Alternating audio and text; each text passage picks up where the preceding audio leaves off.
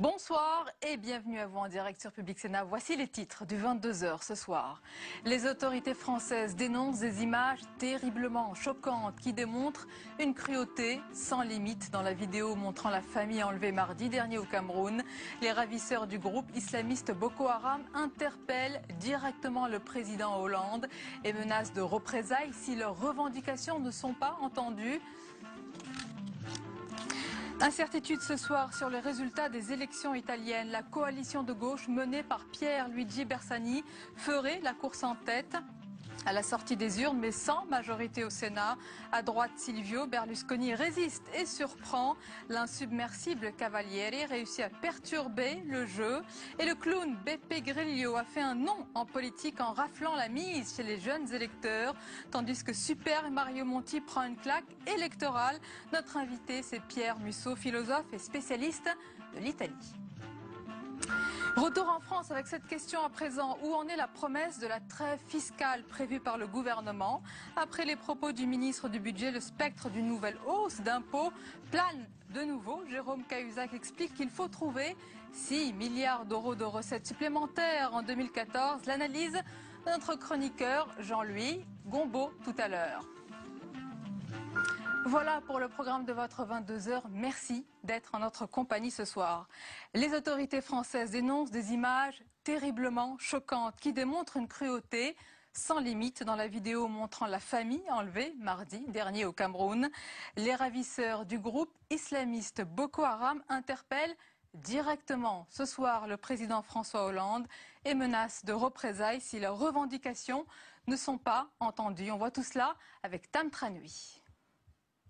Tanguy Moulin-Fournier, son épouse Alban, son frère Cyril, ainsi que ses 4 enfants, les 7 otages enlevés mardi dernier au Nord Cameroun, apparaissent pour la première fois sur cette vidéo dévoilée en fin d'après-midi sur le site YouTube. Le père de famille prend la parole en premier, précisant que les ravisseurs appartiennent au groupe nigérian Boko Haram. Il demande en leur nom la libération de plusieurs islamistes détenus au Nigeria et au Cameroun, avant de laisser la parole à l'un de ces ravisseurs. Ce dernier, dans son allocution en arabe, menace de tuer les 7 Français si ses revendications ne sont pas satisfaites et accuse François Hollande de mener une guerre contre l'islam. Ces avertissements s'adressent également aux présidents camerounais et nigérians. Cet après-midi, juste après la découverte de cette vidéo, une réunion de crise s'est tenue à l'Élysée, rassemblant le ministre de la Défense, le chef d'état-major des armées et le Premier ministre Jean-Marc Ayrault. Le groupe Boko Haram revendique la détention de ces otages qui sont probablement détenus au Nigeria. La cassette vidéo dont vous avez eu connaissance est actuellement analysée par nos services et qui justement examine la nature des revendications. Boko Haram est à l'origine de nombreuses attaques dans le nord et le centre du Nigeria depuis plusieurs années. C'est la première fois que ce groupe islamiste revendique un enlèvement. Et nous sommes en ligne depuis Bamako, au Mali, où se trouve actuellement le sénateur Gérard Larcher. Bonsoir. Bonsoir. D'abord, votre réaction à cette vidéo montrant cette famille, ses enfants enlevés.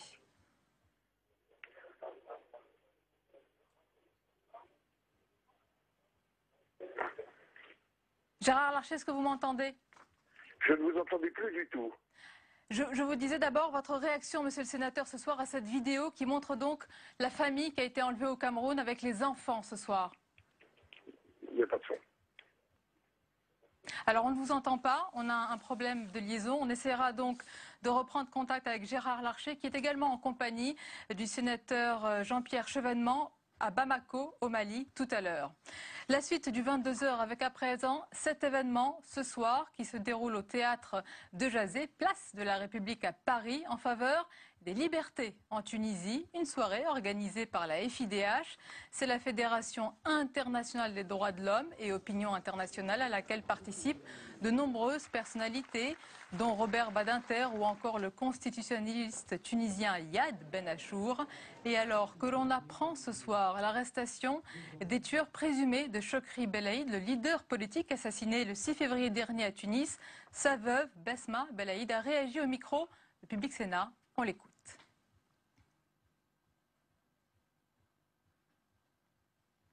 J'espère que c'est la vérité.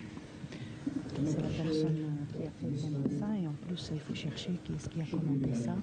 Il ne suffit pas de savoir qui y a fait, même si c'est lui. J'espère savoir la vérité complète.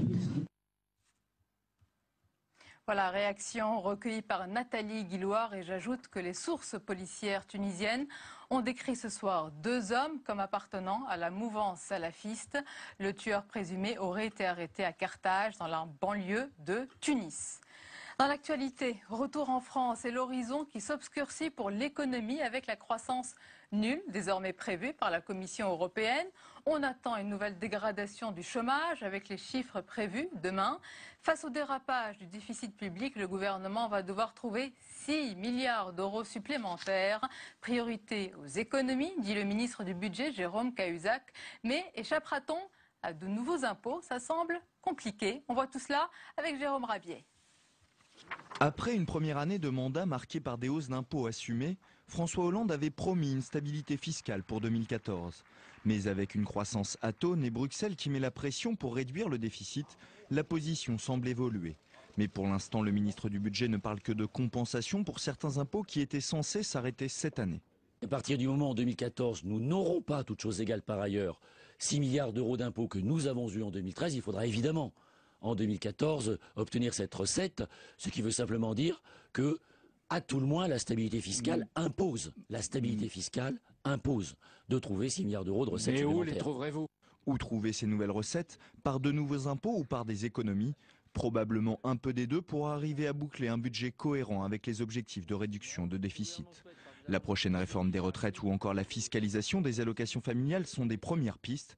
Mais pour certains économistes, il faut éviter de trop tirer sur la corde fiscale. Il faut maintenant mettre la pédale douce sur la fiscalité et plutôt se concentrer sur la réduction de dépenses. L'alourdissement des impôts, ça donne le sentiment au bout d'un certain temps que ça ne s'arrêtera jamais et donc les gens au fond sont moins incités à créer de l'activité, créer de l'emploi et je ne pense pas que ce soit à terme favorable. En clair, ne pas rajouter de l'austérité pour ne pas ralentir une croissance qui devrait rebondir légèrement en 2014.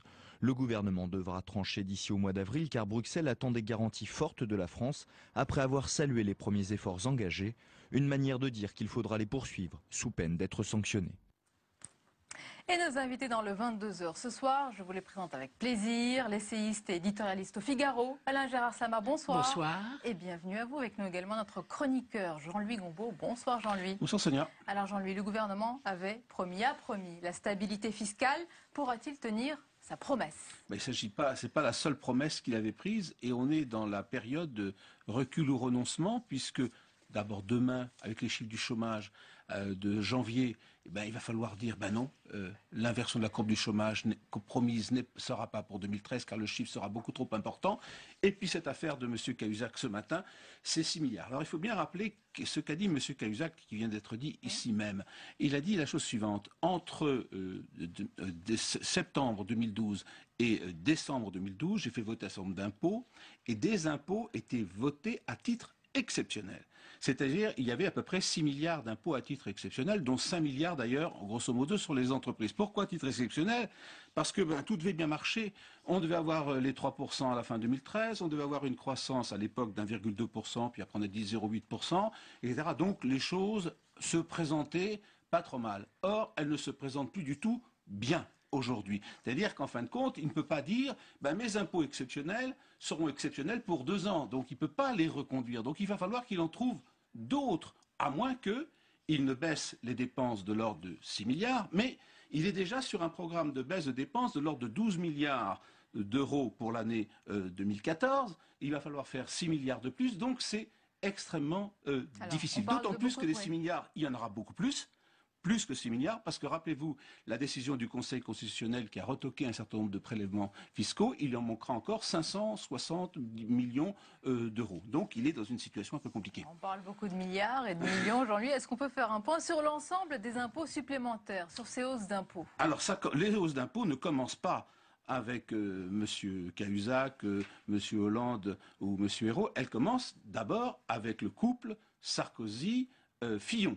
Dès 2011, les hausses d'impôts vont commencer. Et si on prend les 18 derniers mois du quinquennat Sarkozy-Fillon, on est sur une trentaine de milliards de hausses d'impôts. Puis arrive M. Hollande? Eh bien, si on prend la période entre mai 2012, où il arrive à l'Élysée, et la fin 2013, on sera sur des hausses d'impôts de l'ordre de 35 milliards d'euros d'impôts. Donc, ce qui fait qu'entre 2011 et la fin 2013, on sera sur 65 milliards de hausses d'impôts, et jamais le taux de prélèvement obligatoire de la France va battre un record à la fin 2013. On approche des 1000 milliards de prélèvements fiscaux en France à la fin Vous nous avez fait tourner la tête, Jean-Louis.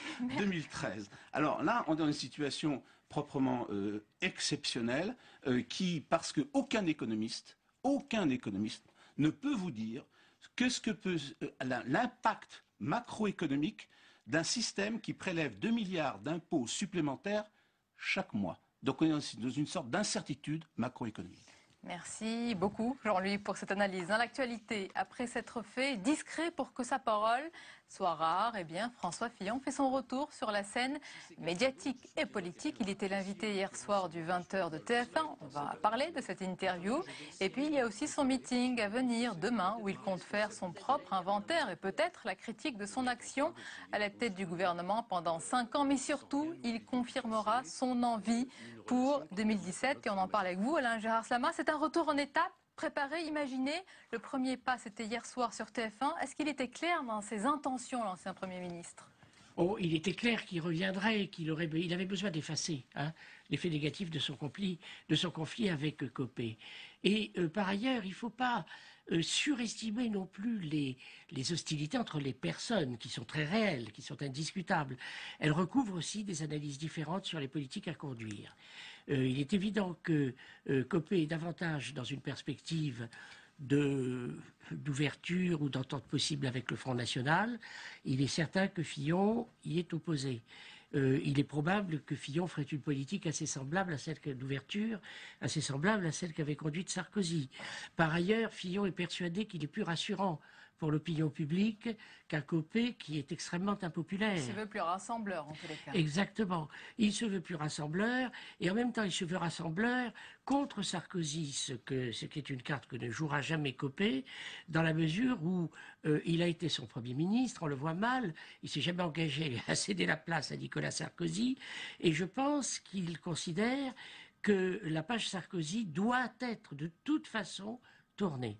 C'est-à-dire, c'en est fini dans son esprit, je pense, de l'improvisation quotidienne, du suivi des événements à mesure qu'ils se présentent, ce qui a été quand même beaucoup la politique conduite par Sarkozy, qui n'était pas différente. Il peut tourner la page, mais pas forcément éviter un retour éventuel en 2017 de Nicolas Sarkozy. Il ne pourra pas l'éviter, de toute façon. Moi, mon analyse est qu'il ne pourra pas l'éviter. Sarkozy a un capital qui a été acquis, et les Français, à un moment donné, auront besoin de se tourner vers un président. N'oubliez jamais que les précédents présidents ont toujours été adoubés plus ou moins par leurs prédécesseurs, que Sarkozy est le premier usurpateur, si l'on veut, qui se soit imposé. Il a créé d'une certaine façon un nouvel état d'esprit, une nouvelle manière de conduire les affaires, à laquelle la droite est habituée. La droite est divisée dans l'opposition, elle est unie au pouvoir. Si elle perçoit que Sarkozy est l'homme le mieux placé pour arriver au pouvoir, elle n'hésitera pas une seconde, même s'il perd. Pour François Fillon, comment tenir jusqu'aux primaires de 2016 sans livrer bataille, semble-t-il, ni à l'IMP, ni à Paris? Est-ce qu'il peut ainsi rester perché au-dessus de la mêlée? Il ne peut pas se le permettre parce qu'il n'est pas charismatique. Il n'a pas une personnalité suffisamment forte pour s'imposer autrement que de manière quand même assez constante à travers les médias. Il multipliera les initiatives dans ce sens. Pour terminer, le même jour, demain, alors que François Fillon tient un meeting, Jean-François Copé organise avec les cadres de l'UMP une conférence téléphonique pour préparer les municipales. Au même moment, le même jour, rien n'est oublié, semble-t-il, des rancœurs, des blessures et peut-être même des mesquineries entre les deux hommes? C'est dommage, et de ce point de vue, Copé, décidément, à mon avis, il a compris beaucoup de choses de l'état d'esprit des Français, y compris, hélas, leur évolution vers la droite. Il n'a pas compris une chose, c'est que la conduite des affaires publiques demande un certain niveau, quand même, de respect de soi-même et des autres. Alain Gérard Slama, Jean-Louis Gombault, restez avec nous. On va prendre la direction de l'Italie à présent. Le résultat encore incertain à l'heure actuelle des législatives italiennes a plongé dans la stupeur les dirigeants de gauche, donné pour l'instant victorieux, oui, à la Chambre des députés, mais semble-t-il sans majorité au Sénat, ce qui pose de sérieux problèmes pour la formation d'un gouvernement. Et les mines sombres, les responsables de la gauche italienne ont exprimé ce soir leur vive inquiétude quant à la suite des événements. On voit tout cela avec Sandra Cerquera et on en parle juste après avec nos invités. Les résultats contradictoires révélés par les premiers sondages menacent l'Italie d'instabilité politique. À la Chambre des députés, le centre-gauche serait en tête. Un bon score pour la coalition de Bersani qui obtiendrait 34% des intentions de vote, sans garantie pourtant de majorité stable. Car au Sénat, la droite de Silvio Berlusconi devancerait la gauche avec plus de 30% des voix. Tous les médias italiens ne donnent pas les mêmes résultats concernant les sénatoriales, ce qui ajoute à la confusion. Surprise de ce scrutin, la performance de l'ex-comique Beppe Grillo arrivait à la 3e place, devant Mario Monti, grand perdant. Passé sous la barre des 10% à la Chambre basse et au Sénat, sans doute sanctionné par les Italiens, lassés par la politique d'austérité. Nous pouvons déjà confirmer que quel que soit le résultat, le Parti démocrate et la coalition de centre-gauche maintiendront leur promesse d'un gouvernement ouvert afin de mettre un terme à la gouvernance de la droite en réponse au désir du peuple italien au niveau social et économique. La perspective de majorité opposée dans les deux chambres alimente les craintes des marchés financiers. Ils redoutent plus que tout une instabilité politique dans la 3e économie de la zone euro, en récession et affligée d'une dette colossale. Si une crise gouvernementale s'installe, les Italiens devront retourner aux urnes dans les 3 mois. Et nous a rejoint Pierre Musso. Bonsoir. Bonsoir. Et bienvenue. Vous êtes philosophe, spécialiste de l'Italie, auteur notamment de Berlusconi, le nouveau prince. Alors d'abord, un point sur la situation à l'heure actuelle. Qu'est-ce qu'on apprend du pays avec de tels résultats aussi divisés, aussi mitigés? Alors d'abord une montée du mouvement anti-politique, c'est-à-dire un discrédit très profond de l'ensemble de la classe politique. Et c'est le message d'ailleurs que portait notamment Beppe Grillo, qui fait un exploit puisqu'il va réunir à peu près 25% des suffrages. Il y a eu une baisse aussi de la participation de 6 points, qui est aussi significatif du point de vue de ce mouvement de contestation de ce que les Italiens appellent la caste, la casta. C'est-à-dire, aujourd'hui, la classe politique italienne, dans son ensemble, est très discréditée, très coupée de la société civile. Et Beppe Grillo, donc, réussit à avoir 25%. Mario Monti, qui était le président sortant, et qui représentait, je dirais, la technocratie européenne, subit un échec cuisant, 10% à peu près au maximum, alors que les sondages lui donnaient encore il y a quelques jours plutôt 14 ou 15%.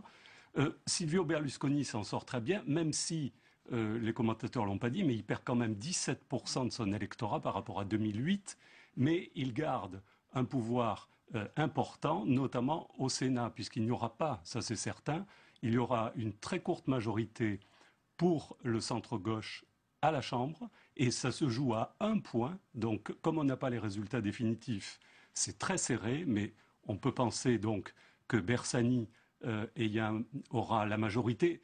Avec 1 point, vous avez un mode électoral qui est très particulier en Italie, qui fait que la coalition qui est en tête prend 55% des sièges, de manière à garantir la majorité. Expliquez-nous, s'il y a 2 majorités différentes, l'une au Sénat et l'une à la Chambre des députés, est-ce qu'il peut y avoir une crise politique? Et est-ce que la 3e économie de la zone euro peut être ingouvernable pendant des jours, voire pendant des semaines? Tout à fait. D'abord, il ne va pas y avoir 2 majorités différentes. Il va y avoir une majorité à la Chambre des députés qui sera probablement une majorité de centre-gauche, donc avec Bersani, mais il n'y aura pas de majorité au Sénat, puisqu'en gros, au Sénat, l'alliance Bersani-Monti va faire en gros 120 sénateurs, Berlusconi va en avoir à peu près autant, et Beppe Grillo va en avoir 60. Il faut savoir que l'Italie, c'est un système bicaméral, c'est pas du tout comme la France. Les 2 chambres ont les mêmes pouvoirs, et le mode de scrutin est très complexe. Il est, dans les 2 cas, au suffrage direct, mais dans le cas du Sénat, c'est sur une base régionale. Ouais. Sur le plan politique, Alain Gérard Slama, la gauche est en tête, mais pas plébiscitée, alors qu'il y avait des manifestations et des demandes de la population pour desserrer l'étau de l'austérité qui se sont multipliés en Italie. Comment l'expliquer? Je vais reprendre le mot charismatique que j'ai utilisé tout à l'heure. Je suis désolé de paraître en abuser, mais nous sommes dans une situation tellement critique que les gens ont besoin d'avoir des dirigeants vers lesquels ils se sentent portés. Bersani n'a aucun charisme, lui non plus. Aucun. Pierre-Luigi Bersani, on va le voir. Il n'en a aucun. Bon, il y en a un qui en a plus que lui, qui est jeune encore, qui est le maire de Florence. Et quand Bersani s'est associé au maire de Florence, d'ailleurs, dans certaines réunions, il a fait un tabac. Et oui, donc bon, ça lui a manqué. En plus, comme les socialistes français, il s'est trouvé piégé par une alliance écrite avec les écologistes. C'était peut-être pas nécessaire. Donc vous voyez que nous sommes en présence d'un homme qui n'est pas un tacticien extrêmement doué. Et il a en face de lui un homme, Berlusconi, qui pour revenir et prendre sa revanche est prêt vraiment à ruiner son pays. Moi, c'est ça qui me frappe le plus dans le comportement de Berlusconi. Alors, puisque vous parlez du charisme, il y en a un qui est charismatique, vous avez parlé de lui, c'est Beppe Grillo, comique populiste avec des accents. Expliquez-nous, qui plaisent à la fois à la gauche et à la droite. Oui, clairement, c'est le populisme. Et c'est, si vous voulez, on a deux fractions qui se réalisent en Italie. D'une part, le clivage classique droite-gauche, donc Berlusconi-Bersani, mais en gros qui représente 60% de l'électorat. Mais on a maintenant un nouveau clivage qui apparaît, qui est une alerte pour l'Europe, entre Mario Monti, qui était soutenu par le Vatican, soutenu par la Commission européenne, par l'ensemble des forces européennes, et qui fait 10%, et qui représente en fait, qui symbolise, si je puis dire, le pouvoir technocrate européen, et Beppe Grillo qui représente quoi? Le populisme libertaire anti-européen, très violemment anti-européen et anti-politique, puisque son slogan où il a rempli des places à Milan, à Rome, était adressé aux partis politiques rendez-vous, vous êtes cernés. Anti-politique, mais il est devenu politique ce soir. Oui, absolument. Mais le résultat, c'est qu'il y a une crise économique très grave et une crise morale très grave en Italie, et qu'aujourd'hui, elle est en train de se traduire sur le plan politique. Le cas de la chute de Monti vous permettrait peut-être d'être, pas en désaccord avec vous, mais de le voir différemment. Il a commis deux fautes. Il a attaqué les classes moyennes à travers l'impôt communal, enfin sur la propriété, et ça, on ne fait pas ça dans les pays du Sud. Vous verrez ce qu'il va en coûter quand on supprimera les droits de succession en Corse, quand on les rétablira plutôt pour les titres de propriété. Et d'autre part, il a fait aussi une lourde erreur, c'est la traque contre la fraude, quand l'économie souterraine est très importante en Italie.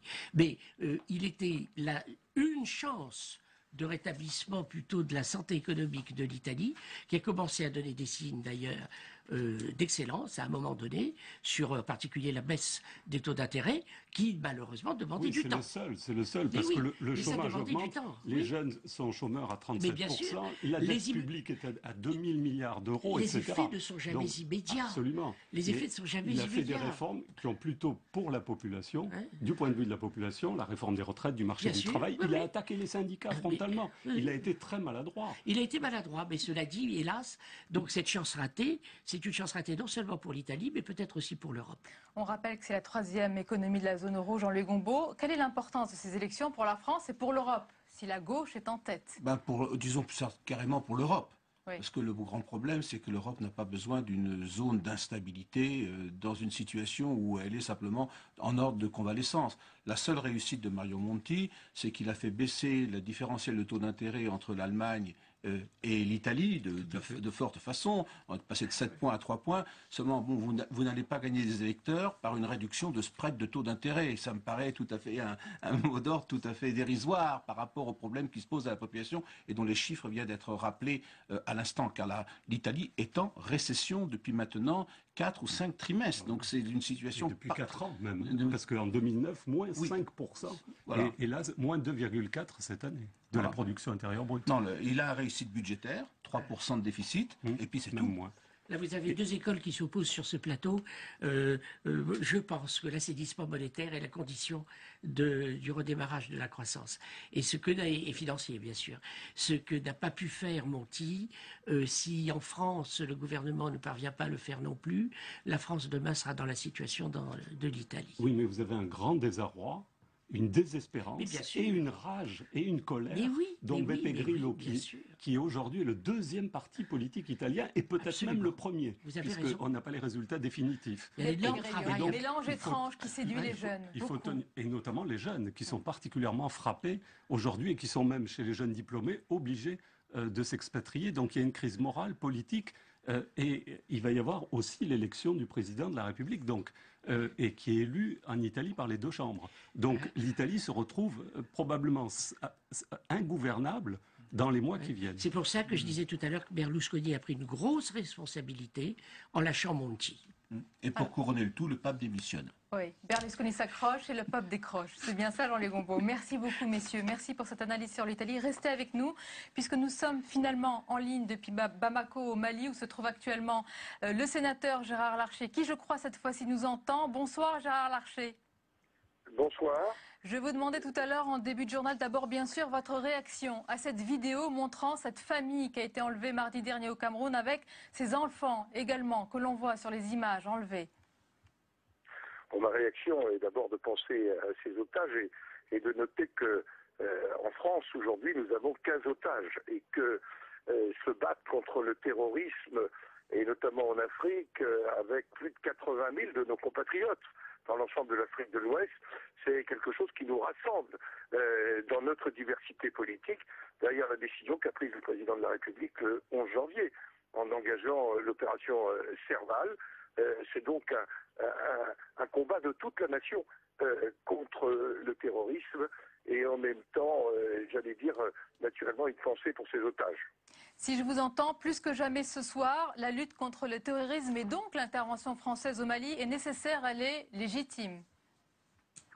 J'ai à mes côtés Jean-Pierre Chevènement que je vais vous passer, mais nous avons d'abord pu constater, j'allais dire, l'importance de l'opération Serval, son efficacité, et moi aussi j'ai une pensée pour nos soldats qui sont engagés jour après jour et dans une phase difficile pour déloger des terroristes, dans la Drare par exemple, et je dois dire que ces soldats qui servent notre pays, qui aujourd'hui, à l'appel du président malien, sont venus aux côtés des forces armées maliennes, aux côtés des forces africaines de la MISMA, j'allais dire, effectuent là une mission extrêmement importante, bien sûr pour le Mali, mais bien au-delà du Mali, dans l'intérêt d'un certain nombre de valeurs qui nous rassemblent dans notre pays. Alors, vous l'avez indiqué, à vos côtés et lors de ce déplacement, donc avec vous, il y a le sénateur Jean-Pierre Chevènement. Bonsoir, Jean-Pierre Chevènement. Est-ce que vous nous entendez? Oui, bonjour, Jean-Pierre Chevènement. Alors, vous avez rencontré, on imagine, des ressortissants français au Mali, au Bamako. Ils sont inquiets, est-ce qu'ils craignent des représailles? Écoutez, ceux que nous avons rencontrés ne donnaient pas le sentiment de vivre dans la peur de représailles. Vous savez, le Mali est un pays extrêmement vaste. Ce qui se passe au nord est une chose, c'est là que se déroulent actuellement des combats très durs dans l'Adrar des Ifora et dans le massif de Timétrine. Je crois qu'il faut d'ailleurs rendre hommage aux soldats tchadiens qui ont eu de lourdes pertes, mais qui se sont battus avec un héroïsme tout à fait remarquable et qui ont... Est-ce que vous nous confirmez, Jean-Pierre Chevènement, que les combats très durs, âpres, se déroulent et continuent de se dérouler au nord du pays, au nord du Mali? Oui, ils continuent de se dérouler, ou plus exactement, l'affaire n'est pas terminée. Disons que c'est le camp retranché d'une certaine manière de groupes comme Hakimi, qui avait été expulsé d'Algérie, mais qui pensait s'être constitué là une sorte de sanctuaire. C'est une montagne qui doit faire au total entre 50 000 et 80 000 km², c'est donc immense. Donc nous avons là des forces spéciales, nous avons des soldats tchadiens en nombre, ils sont près de 2000, et je voudrais rendre hommage à tous les soldats qui sont engagés, aux soldats français bien entendu, bien sûr. Merci qui beaucoup. montrent leur valeur. Merci beaucoup Jean-Pierre Chevènement, merci également à Gérard Larcher. On rappelle donc que vous êtes actuellement à Bamako, au Mali. Merci pour vos interventions. C'est la fin de ce journal. Je vous rappelle la principale intervention avec bien sûr cette vidéo montrant aujourd'hui la famille des otages français et la réaction de Paris qui dénonce des images choquantes. C'est la fin de ce journal. Merci à vous de nous avoir suivis. Tout de suite votre soirée documentaire intitulée Un choix pour la vie. C'est votre film ce soir. Bonne soirée, à demain avec plaisir.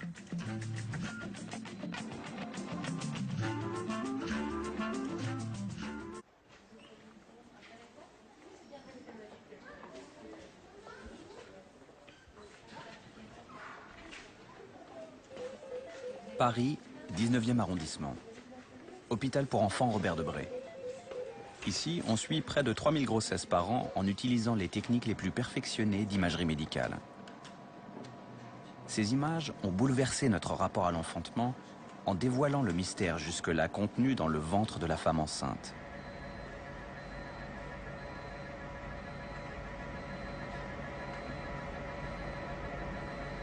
Ces images ont créé un pouvoir inédit, celui de décider de poursuivre ou non une grossesse en fonction de ce que l'on voit sur l'écran.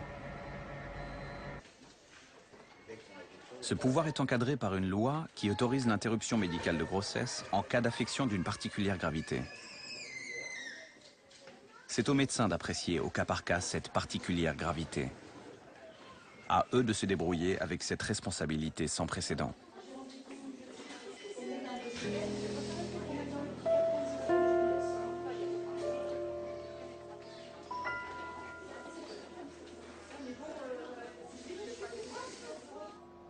Edith Vuillard est échographiste à Robert Debré.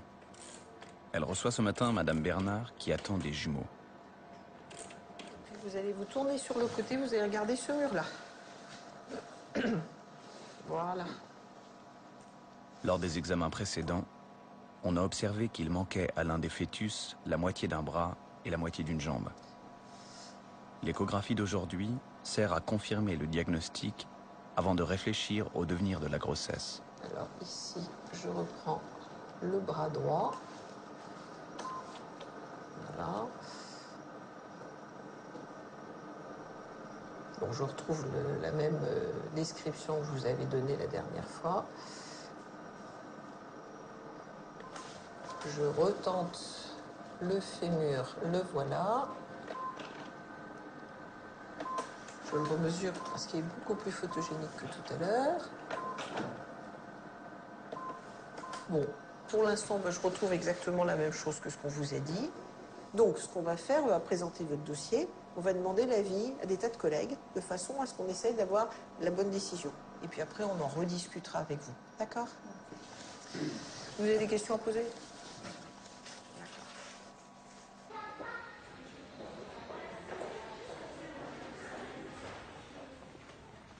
Le dossier du fœtus de Madame Bernard est examiné le lendemain au staff anténatal. Chaque jeudi, les spécialistes de l'hôpital se réunissent pour discuter du suivi des grossesses à risque sous la direction du professeur Jean-François Houry, chef du service gynécologie obstétrique. L'anomalie dont souffre le fœtus de Madame Bernard se situe au niveau des membres. L'orthopédiste Philippe Souchet va donc être sollicité pour ce cas. Il s'agit bien de 2 garçons dizygotes et on avait fait une PSF pour le fait une PSF pour éliminer le fanconi et il n'y a pas de fanconi ni sur l'un ni sur l'autre. Mais a priori c'est une anesthésie transversale pour l'avant-bras, c'est-à-dire un appareillage d'amputation pour l'avant-bras. Donc pour l'avant-bras c'est un appareillage, c'est une main synthétique, donc sans possibilité de fonction du côté droit. Pour le membre inférieur c'est a priori un appareillage pour égaliser. C'est ces enfants-là pour lesquels de temps en temps on propose l'intervention de Van Ness qui permet de transformer la cheville en genou de façon à ce qu'on puisse faire un appareillage seulement de jambes. Parce que qu'est-ce qu'ils disent les parents là? Parce que s'ils demandent une interruption médicale de grossesse. À l'échographie, ils n'ont strictement rien dit, rien demandé. C'est pas une raison pour pas les voir. Je leur ai expliqué clairement ce qui manquait au niveau des membres. Et ça n'a déclenché aucune réaction chez eux. Donc c'est pour ça que je crois qu'il faut qu'on discute avec eux. Oui. Mais admettons qu'ils demandent une interruption de grossesse. Non, sélective. L'autre, il a oui, rien. Sélective. Oui, sélective. Enfin, il a un rappel vient. Non, mais d'accord, mais admettons qu'il demande une interruption sélective de grossesse, ça te paraîtrait licite ou... Ça, la discussion est toujours, c'est une vie, c'est pas possible, c'est au-delà des possibilités thérapeutiques de guérison. Par contre, c'est une vie avec un appareillage, une fausse main et une amputation de membre inférieur. Oui, donc c'est on est dans le subjectif complet, là, je veux dire, c'est... Pour organiser une consultation avec le couple, qui viennent voir Monsieur Souchet avec un de nous. On verra comment ils réagissent déjà, parce que c'est vrai que s'ils ils vous ont pas harcelé au téléphone, non. Ils vous ont pas dit qu'est-ce qu'il faut faire. Donc, bon.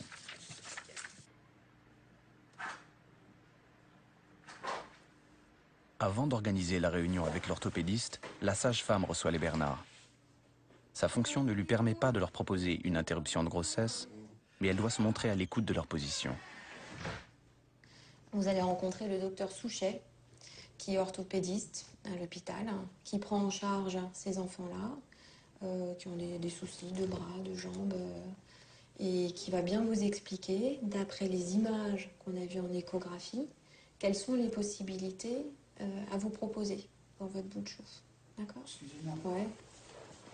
Et quelle vie vous croyez qu'il va avoir cet enfant avec la moitié d'un bras et la Ça, moitié ben d'un justement, c'est le docteur Souchet qui va pouvoir répondre à toutes ces questions quand vous allez le voir mardi. Moi, je ne suis pas orthopédiste, je suis sage-femme. J'organise les rendez-vous et lui, il est plus à même de pouvoir répondre à toutes vos questions parce que c'est son domaine, c'est son métier. Justement, la réunion est faite dans ce sens-là, hein, pour qu'il puisse vous expliquer comment on va, qu'est-ce qu'on va procéder, enfin tout ce que ça peut impliquer comme prise en charge. Hein. Moi, je suis pas convaincu. Vous n'êtes pas convaincu d'eux? Je suis pas convaincu. Moi, vous me dites qu'il va avoir un orthopédiste. Je vois pas ce qu'il va faire de plus, l'orthopédiste. Ah bah déjà, vous me posiez une question, déjà répondre aux questions que vous vous posez. Ouais, non, mais de toute façon, on verra ça à la réunion du 6. Hein. Voilà, tout simplement.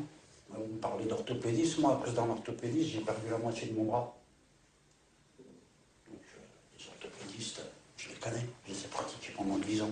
Oui, bah oui.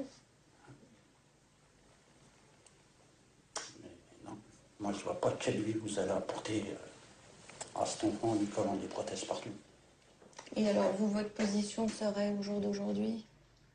Parce que vous en discutez forcément, vous deux, tous les deux, de cette situation. Mais votre position aujourd'hui serait? Non, justement, on n'est pas sur une position du tout. Vous n'êtes pas... non? Et vous, c'est pas ce que vous pensez, alors? Si, je pense comme lui. Parce qu'il y en aura 7 derrière. Donc c'est vrai que... Il y en aura 7 derrière. Voilà. Et qu'un enfant comme ça prend pas 5 minutes dans la journée, ça prend 100% de son temps. Donc ça veut dire plus de travail et tout ce qui va avec. Mais moi, je peux pas penser comme lui. Parce qu'il bouge en moi, je sens bouger. Voilà, donc j'ai une autre... Vous avez une autre perception. C'est normal, oui, il y a une autre perception, une autre approche, évidemment. Ouais. Ressentir le truc de la même façon. Ouais. Elle l'a dans le ventre. Déjà, juste le fait de le voir bouger à l'échographie.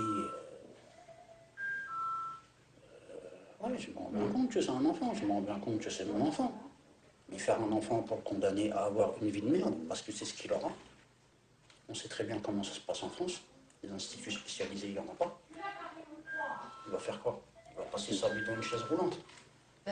C'est l'orthopédiste qui va pouvoir vous expliquer un petit peu la prise en charge et voir ce qu'on fait pour la grossesse et où on se situe tous. Hein. Apparemment, ça prend du temps. Il a une jambe qui est 50% plus courte que l'autre. Oui. Mais il a un pied assez bien. Oui.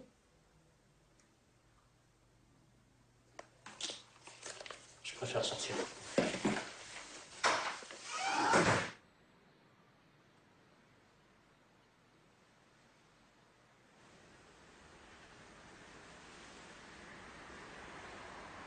Comment demander l'arrêt de la vie de l'enfant que l'on porte?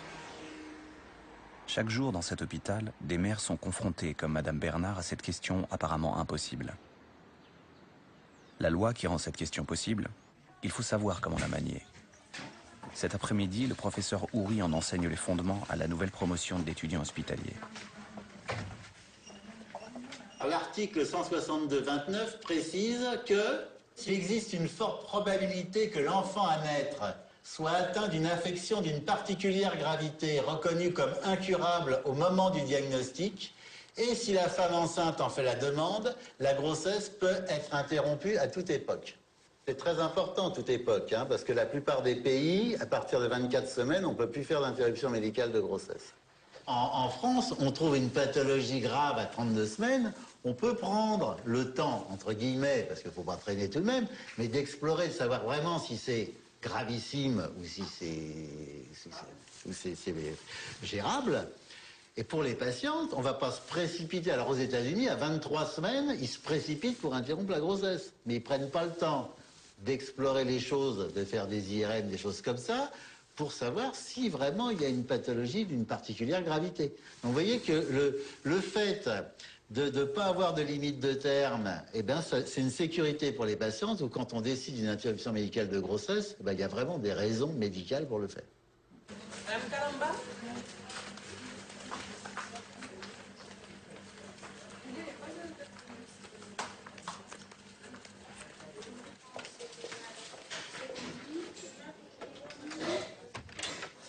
Alors le problème pour surveiller les mouvements du bébé, c'est que ça peut durer 5 minutes s'il pédale beaucoup, ça peut durer 3 heures s'il veut rien faire. Le fœtus de Madame Macedo manque de liquide amniotique et ne bouge pas assez. En lui réinjectant du liquide, une gynécologue de l'hôpital l'avait senti bouger. Mais pour le staff, seule l'observation effectuée par une échographiste référente comme Edith Vuillard est valide. J'ai des petits mouvements au niveau des 2 pieds et d'une main. Bon. Mais pour que je sois contente, il ne faut pas des petits mouvements comme ça. Il me faut des mouvements vifs et amples. Ça, c'est des mouvements de bébé qui dort. C'est pas suffisant.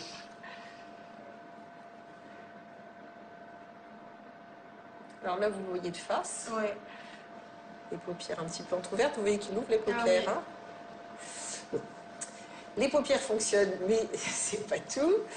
Il me faut encore un peu plus de mouvement au niveau des jambes. Il faut qu'il soit capable d'avaler, il faut qu'il pédale, il faut que les mains soient en flexion-extension. Donc il doit montrer tout ce qu'il sait faire.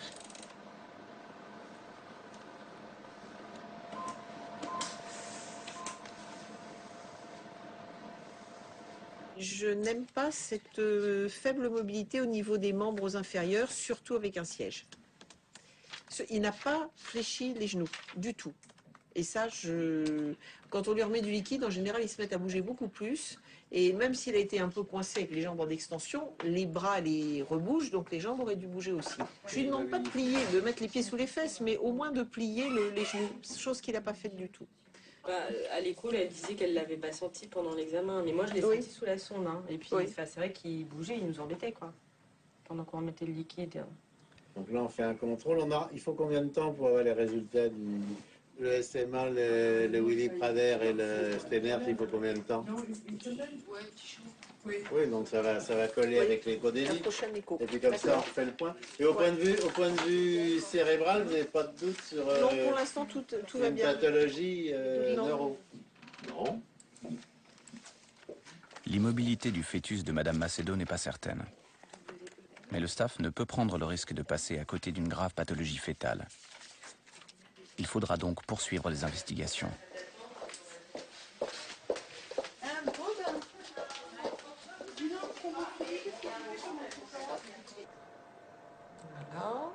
Madame Hamzaoui porte un bébé un peu petit, raison pour laquelle sa grossesse est surveillée de près.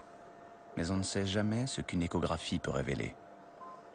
Là, il tend les doigts, donc ça commence à m'intéresser.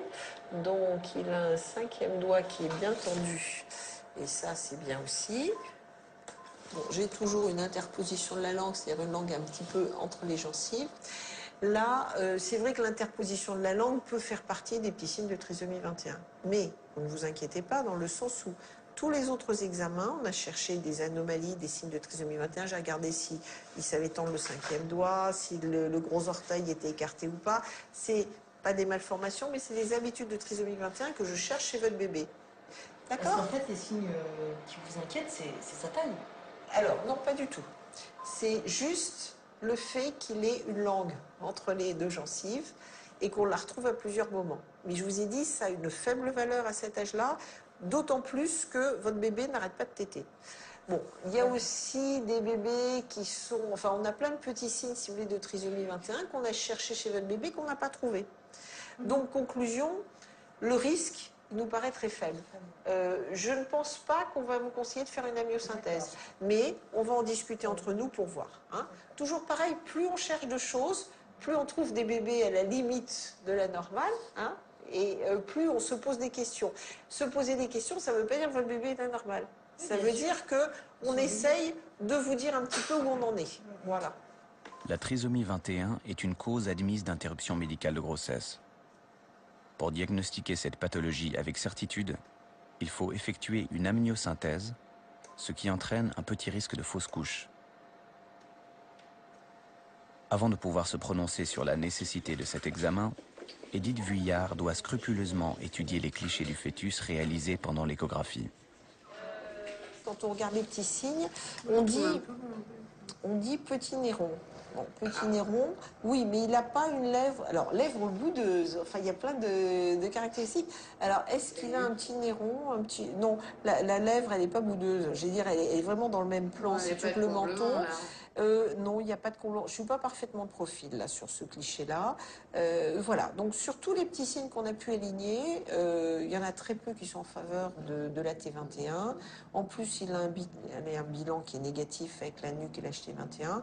Donc, bon, je ne sais pas ce qu'ils vont dire au staff, mais à mon avis, je ne pense pas qu'ils vont proposer la myosynthèse. Exactement.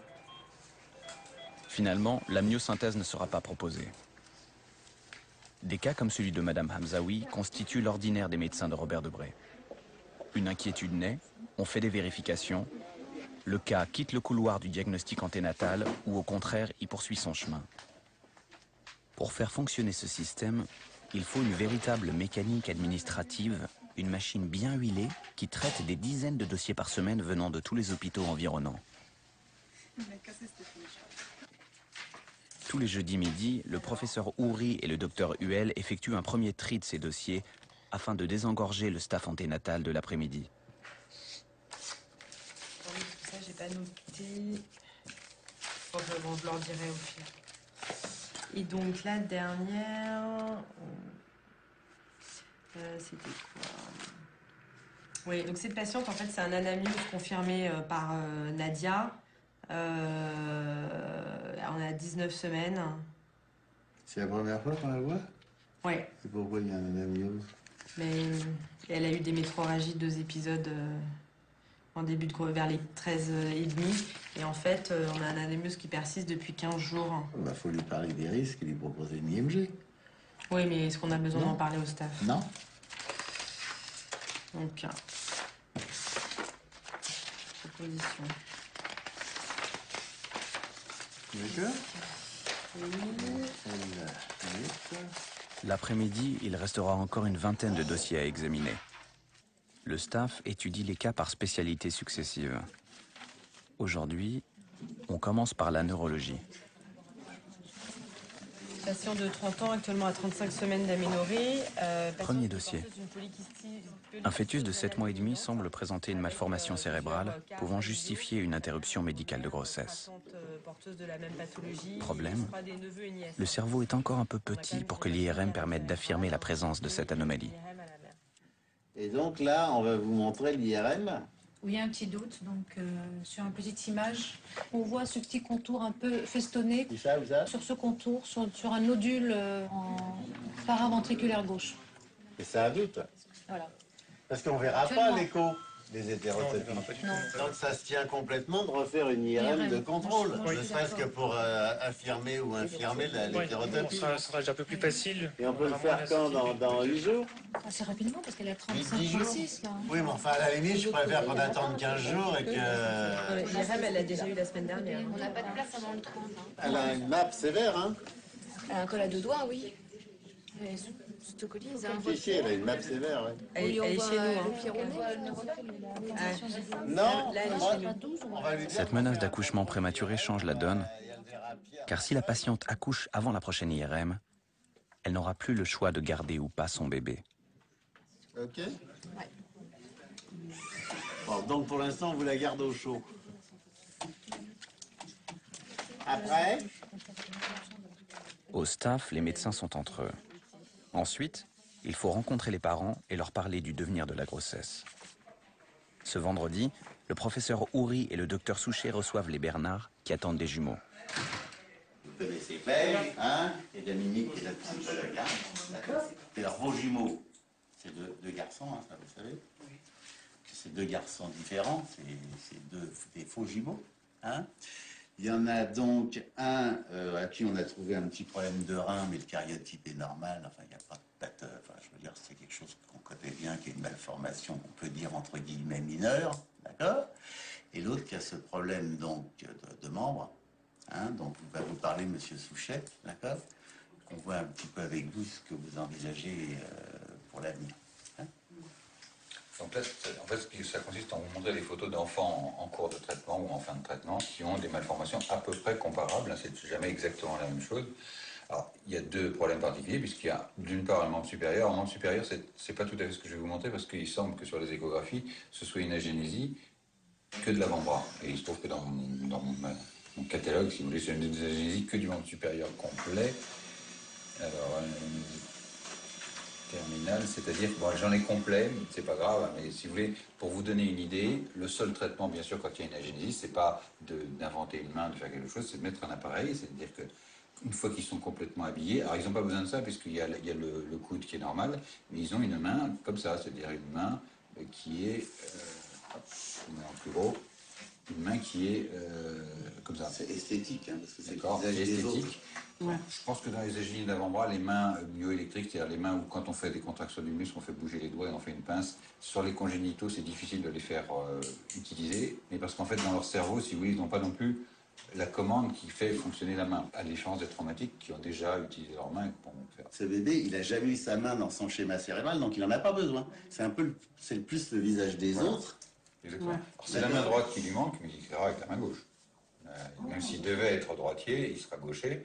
Et donc, effectivement, l'autre sert quand même, hein, parce que l'autre, avec ou sans prothèse, ça permet de tenir quelque chose, de tenir la feuille, de manger, mais... Il s'en sert très bien, de son moyen. Et lui, il n'a jamais eu sa main dans son schéma. D'accord?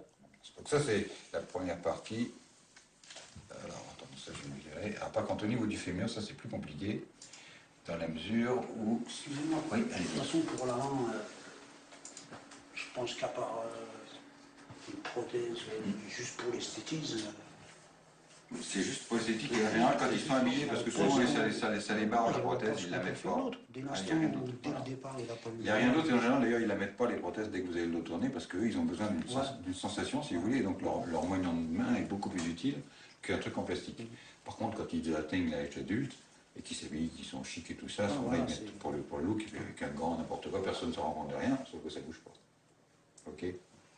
Alors ça pose quand même un problème, le fait qu'il ait la main, c'est que par contre c'est difficile d'utiliser des béquilles, parce que c'est pas une vraie main. Ou alors il faudra qu'on s'arrange pour mettre un système qui puisse utiliser des cannes, parce qu'il a le membre inférieur. Ce qui complique les choses, il aurait sa main, je veux dire entre guillemets, ça serait relativement simple. Ce qui complique beaucoup les choses, c'est qu'il a en plus le problème de la jambe. Alors le problème de la jambe, c'est une agénésie du fémur, c'est-à-dire que ça ressemble à peu près à ce que vous voyez, attendez, je vais le mettre en grand, sur cette image. Ça, c'est un petit bébé, c'est pas un nouveau-né. Et vous avez un raccourcissement, c'est que vous voyez, le tibia est à peu près normal. Ils sont toujours un peu plus petits. Quand il y a une agénésie du tibia, le fémur est un peu plus petit. Et quand il y a une agénésie du fémur, le tibia est un peu plus petit. Vous avez le tibia d'un côté. Le tibia est là. Et le fémur, vous voyez, celui-là, c'est un peu plus que 50%. Et il doit avoir 60% de moins. Donc c'est un peu plus grave que l'autre enfant. Vous voyez les deux fémurs, tiens. Voilà la différence. Hein, vous voyez la différence. Hein. Okay. Et donc, si vous regardez avec les différentes radios en différents âges, ça fait ça. Vous voulez qu'on fasse une pause Donc ça, c'est une forme plus minime. Vous voyez, vous êtes entre les deux. Vous voyez, lui, il manque à peu près 20 ou 30%, alors que celui-là, il en manque 60%, mais si vous voulez, c'est toujours par assimilation. Alors, le principal traitement le plus simple et le plus fiable, c'est ça, c'est-à-dire de mettre un appareillage type amputation, de façon à ce qu'ils aient le bassin équilibré, qui marche avec appui total, et avec le pied sur un appareillage. Ça ne nécessite pas d'intervention chirurgicale. On attend qu'ils aient l'âge de la marche, on leur met un appareil, comme ça, qui leur permet de marcher sur leurs deux membres inférieurs. C'est une pathologie qui est lourde hein, pour un petit bébé, qui est difficile, bon, au point de vue cérébral, a priori, il n'y a pas de souci, c'est un bébé qui aura un développement cérébral normal, mais il a tout de même ce handicap qui est important. Vous voyez que le traitement, il est tout de même limité. Donc, il faut que vous réfléchissiez à ce que vous envisagez. L'option si vous demandiez une interruption médicale de grossesse, je veux dire qu'a priori, c'est quelque chose que le centre pluridisciplinaire accepterait. Parce que le bébé, il n'a pas seulement la main, seulement la jambe, il a les deux et que si vous demandiez qu'on interrompe la grossesse, on accepterait. Hein, mais ça, c'est une discussion après qu'il faut que vous ayez, vous tous les deux, pour savoir ce que vous voulez faire. Et puis après, je vous expliquerai dans ces cas-là comment ça se passe. Hein. Par contre, vous pouvez avoir toutes ces autres questions que vous voulez. Hein. Pour moi, puisque en fait, c'est moi qui peux répondre à vos questions sur l'orthopédie. Si vous voulez qu'on se revoie, je vous dis pas jeudi parce que c'est férié, mais ça peut être demain, ça peut être le jeudi d'après. Enfin, il faut peut-être pas trop attendre non plus, je sais plus combien vous en êtes, mais... en mettant, de toute façon, c'est une grossesse gémellaire, donc, oui, c'est les jumeaux. Donc ça se fait le plus tard possible ou... Ça se fait... Oui, on a 15 jours devant nous. Hein. On a 10-15 jours. Là, on s'adapte en fonction de ce que vous nous dites. Hein. Non, mais le problème, il est que, au départ, on s'est vite rendu compte qu'il y avait un problème avec le bras. Nous, on s'y est fait rapidement, ça ne nous posait pas de problème.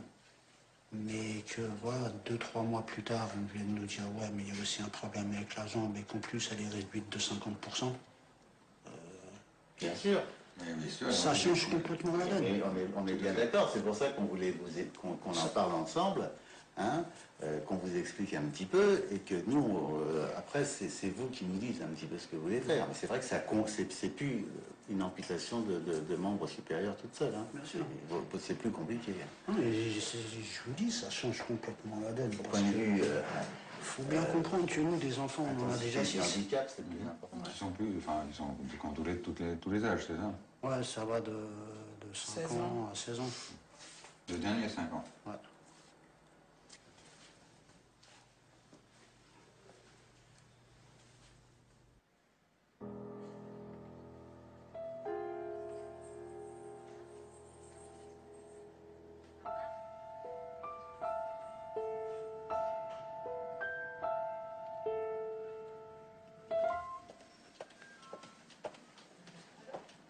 Alors, si je résume, vous aviez 3 bébés au départ. Oui. Il y en a un qu'on a réduit pour avoir uniquement 2 bébés. Et sur l'un des bébés, on a trouvé à la dernière échographie une fente au niveau de la lèvre. C'est ça? Une suspicion, tout à fait. D'accord. C'est froid, ça va se réchauffer vite. Alors, vous regarderez sur l'écran. Voilà, j'ai pratiquement ce que je veux. J'ai encore l'arcade dentaire à revoir et je vous explique tout.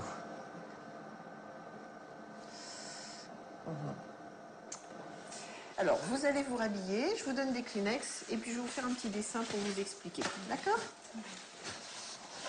Vous avez donc une fente de 5 mm, une fente pratiquement d'1 mm de ce côté-là qui est très très fine. Et c'est pour ça que j'ai eu beaucoup de mal à la voir vu les conditions techniques. Alors, il a également, donc, toute la fusion du palais et de la lèvre se fait en même temps, c'est-à-dire ça va dans ce sens-là. Donc, s'il y a ces fentes-là, il y a aussi une fente au niveau du palais parce que ça n'a pas pu se rapprocher, et une fente au niveau de l'arcade dentaire parce que même chose, ça n'a pas pu se rapprocher et se souder. Donc, ça veut dire que pour nous, c'est pas une fente plus compliquée, que ce soit une fente d'un seul côté ou une fente des deux côtés. Pourquoi? Parce que quand on va refermer, ça va être plus symétrique parce que c'est des deux côtés. Alors que quand c'est juste d'un côté, on tire d'un côté pour amener la lèvre, donc la lèvre est souvent plus asymétrique sur le plan esthétique, si vous voulez. Donc, dans l'idéal, on voudrait faire des examens en plus, vérifier les chromosomes du bébé par amniosynthèse, faire une IRM, c'est-à-dire une vérification du cerveau. À l'échographie, moi, j'ai rien vu de spécial, mais c'est pour être encore plus sûr, parce que ça nous montre quelques petits détails en plus que ne voit pas l'échographie. On est complémentaires. Aujourd'hui, le bec de lièvre se répare bien et ne justifie pas d'interrompre une grossesse. Mais le fœtus de cette jeune femme est porteur, lui, d'une double fente qui s'accompagne parfois d'une malformation cérébrale. Si l'IRM demandé par Edith Vuillard révèle la présence d'une telle anomalie, la question de l'avortement sera posée. On va avancer, vous allez presque ressortir de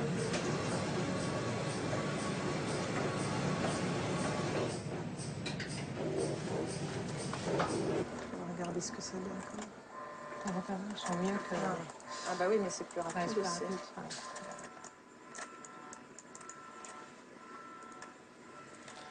Par contre, je n'ai pas remarqué que c'était jumeau. J'ai pas écrit, c'était jumeau.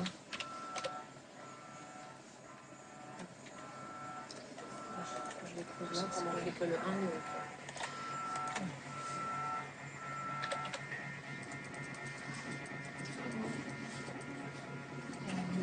c'est un beau organeau. Ça doit aller bien. On fait la petite série, on fait une diffusion, on arrête. Hein. Bon. Là, on a regardé l'examen et il n'y a rien de particulier. Hein. L'examen est normal. Il n'y a pas d'anomalie, on ne peut pas garantir un examen normal. Hein. Mais du point de vue dans le cerveau, il n'y a rien. Les mesures sont normales.